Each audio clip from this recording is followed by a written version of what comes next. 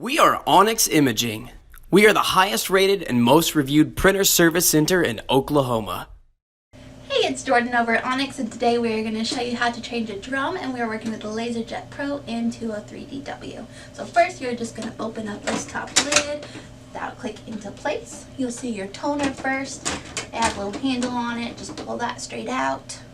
And then your drum is going to be right on top of that. And you take that out. And this takes a 32A drum. So you'll take your new one, and you place that right back in. And take your toner, put that right back in. Have that click into place, and then you'll shut the top. It'll set itself, and you're good to go. If you guys need any supplies or a quote, give me a call, and you have a great day. Thank you for watching. If you're interested in how you can receive free labor on all of your service calls, as well as how to qualify for free printer upgrades, contact us today. We are here for all of your printer and office supply needs.